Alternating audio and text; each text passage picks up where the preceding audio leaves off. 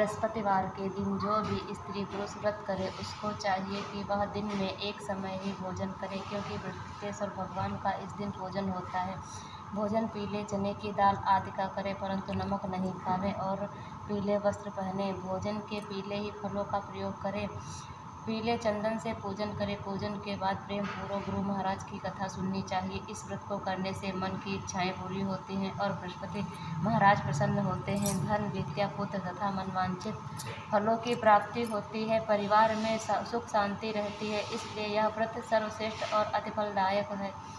सब स्त्री व पुरुषों के लिए है। इस व्रत में केले का पूजन करना चाहिए। कथा और पूजन के समय मन, कर्म, वचन से शुद्ध होकर जो इच्छा हो बृहस्पति देव से प्राप्त, उसकी इच्छाओं को बृहस्पति देव अवश्य पूर्ण करते, ऐसा मन में दृढ़ विश्वास रखना चाहिए।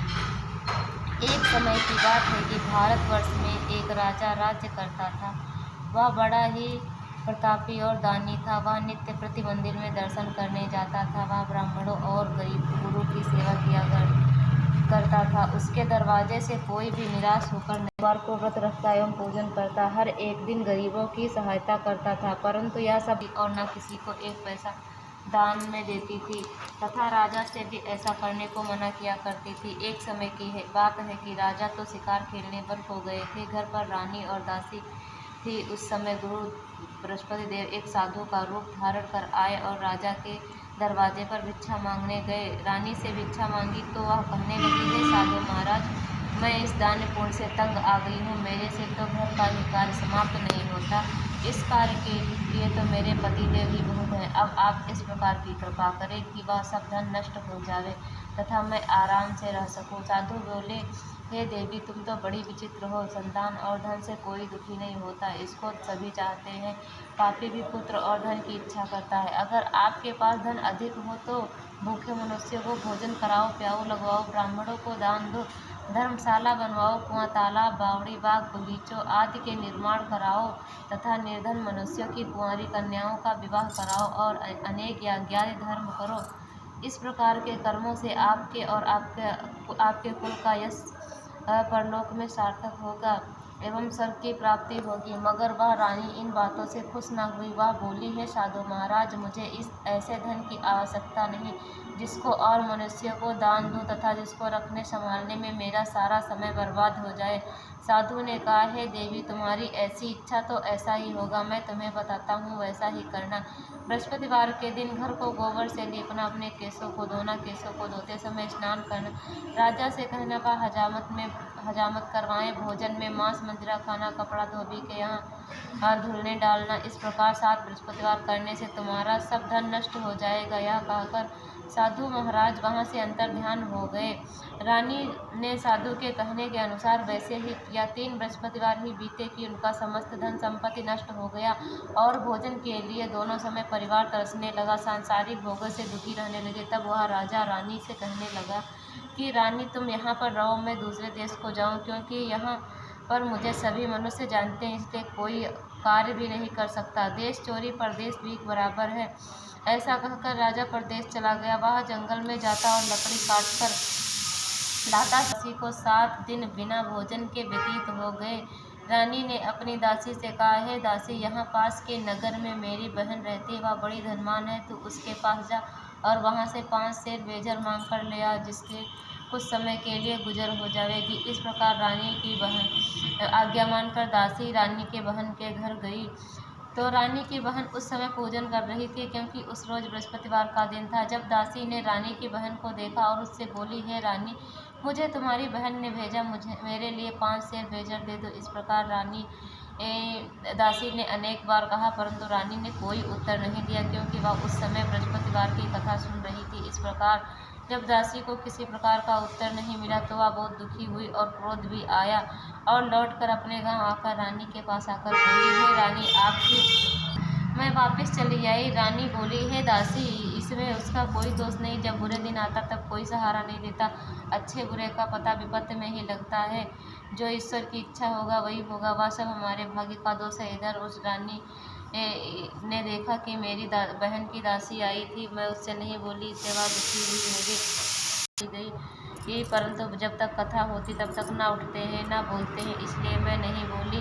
कहो दासी क्यों गई थी? रानी बोली, बहन हमारे अनाज नहीं, वैसे तुमसे कोई बात छिपी नहीं, इस कारण मैंने दासी को तुम्हारे पास 5 सेर भेजा लेने के लिए भेजा था। रानी बोली, बहन देखो, बृहस्पति भगवान सबका मनोकामना पूर्ण करते हैं, देखो शायद तुम्हारे घर में अनाज रखा हो। इस प्रकार का वचन जब रानी ने सुना तो वह घर के अंदर गई और वहाँ से एक घड़ा मेजर का भरा मिल गया। तब तो वह बहुत रानी और बांदी को बहुत दुखी हुई और दासी कहने लगी, हे रानी देखो, वैसे हमको जब नहीं मिलता तो हम रोज ही व्रत करते, अगर इनसे व्रत की विधि और कथा पूछ ली जावे तो हम भी क्या करेंगे। तब उस रानी ने अपनी बहन से पूछा कि हे बहन, बृहस्पतिवार के व्रत में चने की दाल मुड़क्का से विष्णु भगवान का केले की जड़ में पूजन करें तथा दीपक जलावें, पीला भोजन करें तथा कहानी सुने। इस प्रकार करने से गुरु भगवान प्रसन्न होते हैं, अन्न पुत्र धन देते हैं, मनोकामना पूर्ण करते हैं।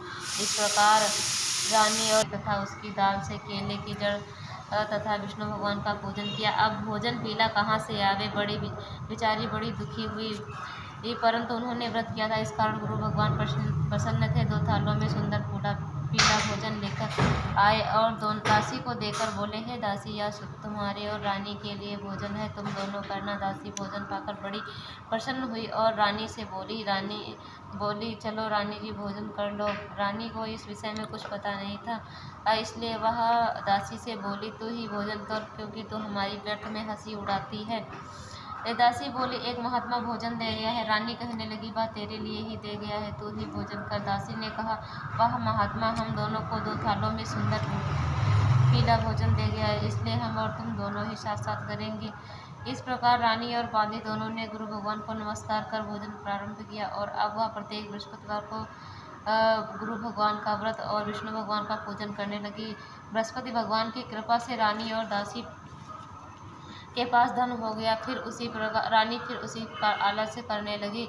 तब दासी बोली, देखो रानी, तुम पहले इस प्रकार आलस्य करती थी, तुम्हें धन के रखने में कष्ट होता है, इस कारण सभी धन नष्ट हो गया है। अब गुरु भगवान की कृपा से धन मिला तो तुम्हें फिर आलस्य होता, बड़ी मुसीबतों के बाद हमने यह धन पाया, इसलिए हमें दान पूर्ण करना चाहिए तथा भूखे मनुष्य को भोजन कराओ, प्याऊ लगाओ, ब्राह्मणों को दान दो, कुआं तालाब बावड़ी आदि का निर्माण कराओ, मंदिर पाठशाला बनवाकर दान दो, कुंवारी कन्याओं का विवाह कराओ, धन को शुभ कार्यों में खर्च करो, जिससे तुम्हारे कुल का यश बढ़े तथा स्वर्ग प्राप्त हो, पितृ प्रसन्न होवे। तब रानी ने इस प्रकार के कर्म करने प्रारंभ किए तो काफ़ी यश फैलने लगा। एक दिन रानी और दासी विचार करने लगी, न जाने राजा की दशा में होंगे, उनकी कोई खोज खबर नहीं है। गुरु भगवान से उन्होंने प्रार्थना की और भगवान ने रात्रि में राजा को स्वप्न में कहा, है राजा, उठ, तेरी रानी तुझको याद करती है, अपने देश को चला जा। राजा प्रातःकाल उठा और विचार करने लगा, स्त्री जाति खाने और पहनने की साथी होती है, पर भगवान की आज्ञा मानकर वह अपने नगर के लिए चलने को तैयार हुआ। इससे पूर्व जब राजा प्रदेश चला गया था तो प्रदेश में दुखी रहने लगा, प्रतिदिन जंगल में से लकड़ी बीनकर लाता और शहर में बेचकर अपने दुखी जीवन को बड़ी कठिनता से व्यतीत करना। एक दिन राजा दुखी और अपनी पुरानी बातों को याद करके रोने लगा। तब उस जंगल में बृहस्पति देव एक साधु का रूप धारण कर आए और राजा के पास आकर बोले, हे लकड़हारे, तुम इस सुनसान जंगल में किस चिंता में बैठे हो, मुझको बतलाओ। यह सुन राजा के नेत्रों में जल भर आया और साधु को वंदना कर बोला, है प्रभु, आप सब कुछ जानने वाले हो। इतना कहकर साधु को अपनी संपूर्ण कहानी सुना दी। महात्मा दयालु होते हैं, वे राजा से बोले, हे राजा, तुम्हारी स्त्री ने बृहस्पति देव का अपराध किया था, जिस कारण तुम्हारी यह दशा हुई है।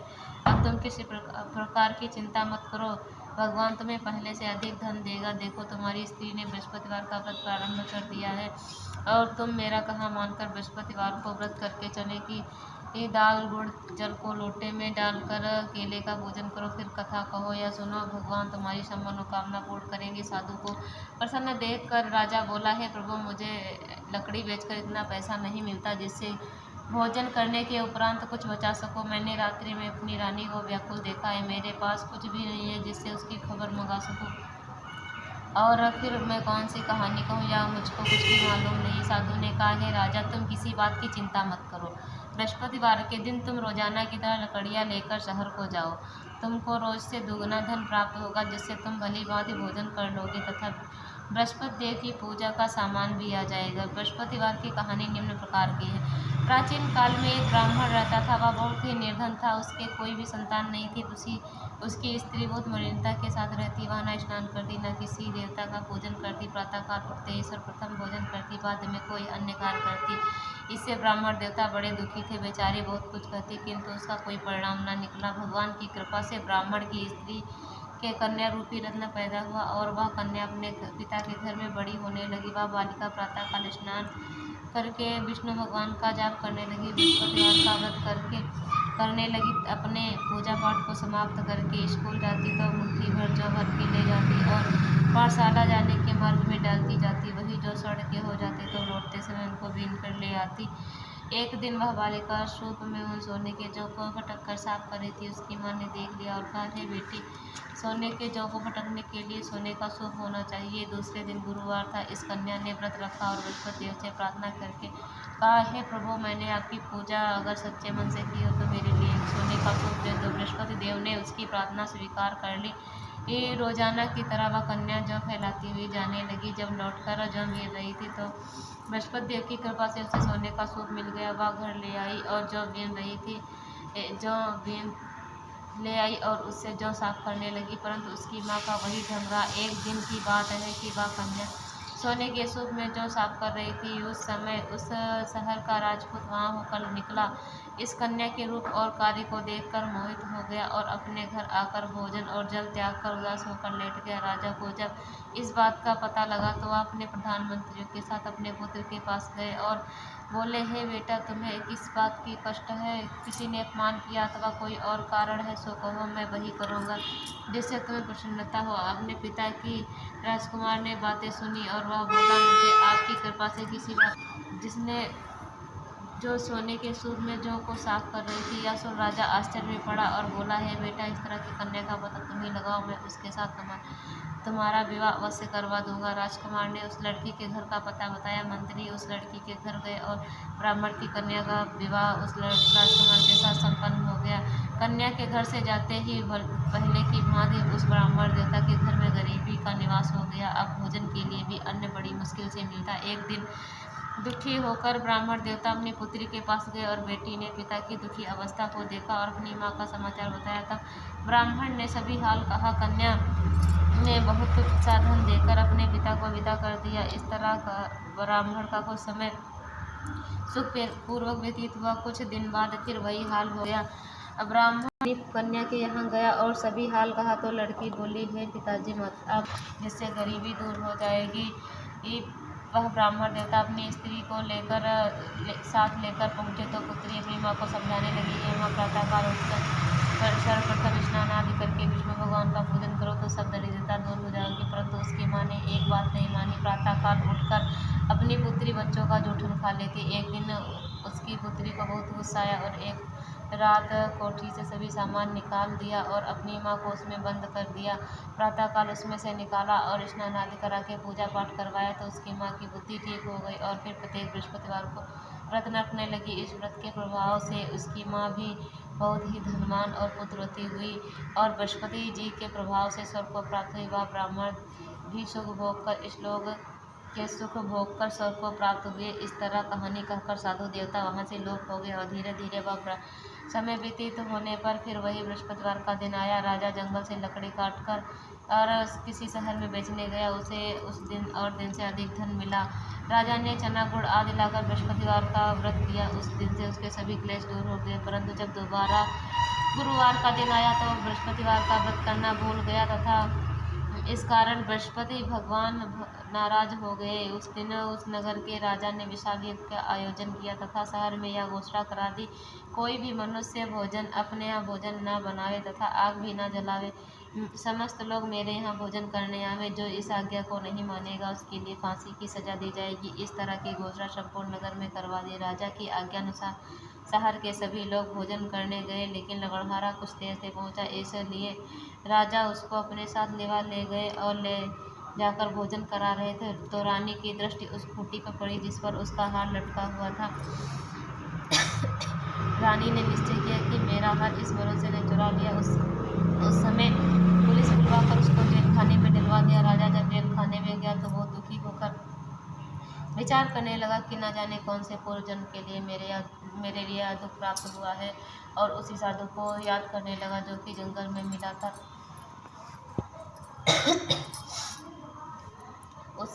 उसी समय तत्काल बृहस्पति देव एक साधु का रूप प्रकट हो गए और उसकी दशा को देखकर कहने लगे, अरे मूर्ख, तूने बृहस्पतिवार की कथा नहीं की, इस कारण तुम्हें यह दुख प्राप्त हुआ है। अब चिंता मत कर, बृहस्पतिवार के दिन जेल खाने के दरवाजे पर 4 पैसे पड़े मिलेंगे, उनसे तू भोजन कर लेना।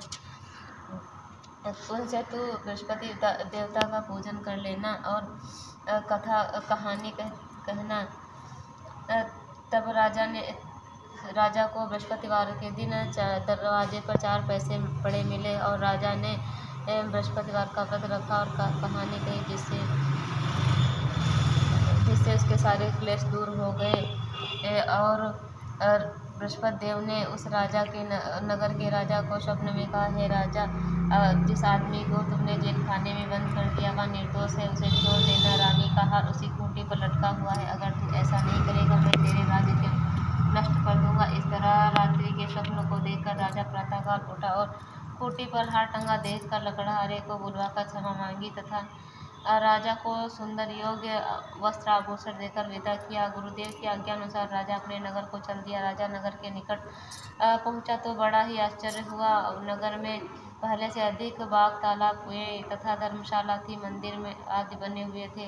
राजा ने पूछा, यह किसका बाग और धर्मशाला है? तब राजा के सब जब रानी ने यह खबर सुनी कि राजा आ रहे तो उसने बांदी से कहा कि हे दासी, देख, राजा हमको कितनी बुरी हालत में छोड़ गए थे, वह हमारी ऐसी हालत देखकर लौट न जाए, इसलिए तू दरवाजे पर खड़ी हो जा। आज्ञा अनुसार दासी दरवाजे पर खड़ी हो गई और राजा आए तो उन्हें अपने साथ लिवा लाई। तब राजा ने क्रोध करके अपनी तलवार निकाली और पूछने लगे, यह बताओ तुम्हें यह धन कैसे प्राप्त हुआ है? तब उन्होंने कहा, यह सब धन हमें बृहस्पति देव के इस व्रत के प्रभाव से प्राप्त हुआ है। राजा ने निश्चय किया कि 7 रोज बाद तो बृहस्पति देव का पूजन सभी करते हैं, परंतु मैं रोजाना दिन में 3 बार कहानी कहा करूँगा तथा रोज व्रत किया करूँगा। अब हर समय राजा के दुपट्टे में चने की दाल बनी रहती, दिन में 3 बार कहानी कहता। एक रोज राजा ने विचार किया, चलो अपनी बहन के यहाँ हुआ में इस तरह निश्चय कर राजा घोड़े पर सवार होकर अपनी बहन के यहाँ चलने लगा। मार्ग में उसने देखा कि कुछ आदमी एक मुर्दे को लिए जा रहे हैं। उन्हें रोककर राजा कहने लगा, अरे भैया, मेरी बृहस्पतिवार की कथा सुन लो। वो बोले, लो, हमारा आदमी मर गया, इसको अपनी कथा की पड़ी। परंतु कुछ आदमी बोले, अच्छा कहो, हम तुम्हारी कथा भी सुनेंगे। राजा ने दाल निकाली और जब कथा आदि हुई कि मुर्दा हिलने लगा, और जब कथा समाप्त हुई कि वह मनुष्य राम राम करके खड़ा हो गया। आगे मार्ग में उसे एक किसान खेत में हल चलाता मिला। राजा ने उससे कहा, अरे भैया, मेरी बृहस्पतिवार की कथा सुन लो।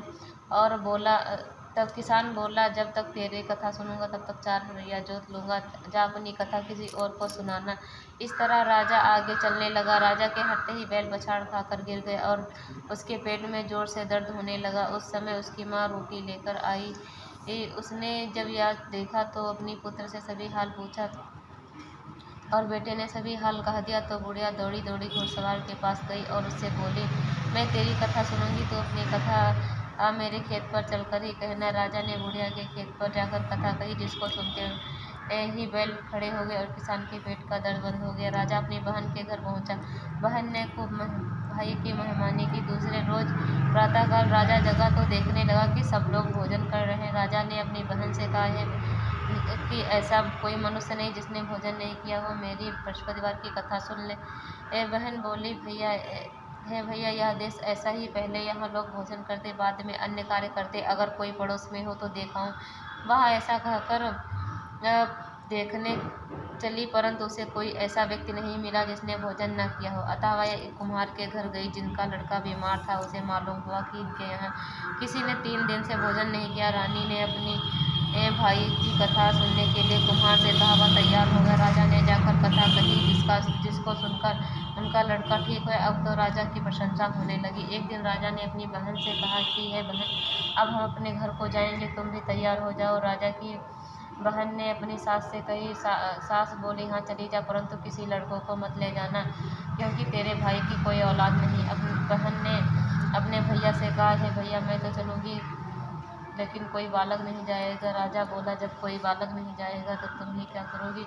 बड़ी दुखी मन से राजा अपने नगर को लौट आया और राजा ने अपनी रानी से कहा, हम निर्वंशी राजा, हमारा मुंह देख लिया। रानी बोली, है प्रभु, बृहस्पति देव ने हमें सब कुछ दिया है औलाद पर देव ने राजा को स्वप्न में कहा है, राजा उठ, सभी सोच को त्याग दे, तेरी रानी गर्भ से। राजा को यह सब बात सुनकर बड़ी खुशी हुई। 9वें महीने उसके गर्भ से एक सुंदर पुत्र पैदा हुआ। तब राजा बोला है, ए रानी, स्त्री बिना भोजन के रह सकती है, बिना कहे नहीं रह सकती। जब मेरी बहन आवे तो मुझसे कुछ मत कहना।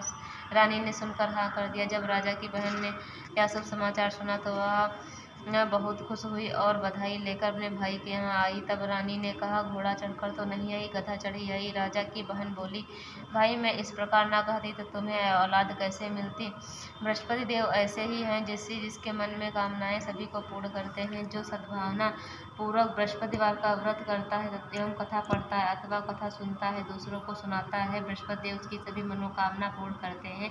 भगवान बृहस्पति देव उसकी सदैव रक्षा करते हैं। संसार में सद्भावना से भगवान जी का पूजन व्रत सच्चे हृदय से करते तो उसकी सभी मनोकामना पूर्ण करते। जैसी सच्ची भावना से राजा और रानी ने की, उसकी कथा का गुणगान किया और उनकी सभी इच्छाएं बृहस्पति देव जी ने पूर्ण की। इसलिए सब कथा सुनने के बाद प्रसाद लेकर जाना चाहिए। हृदय से उनका मनन करते हुए जयकारा बोलना चाहिए। बोलो बृहस्पति भगवान की जय।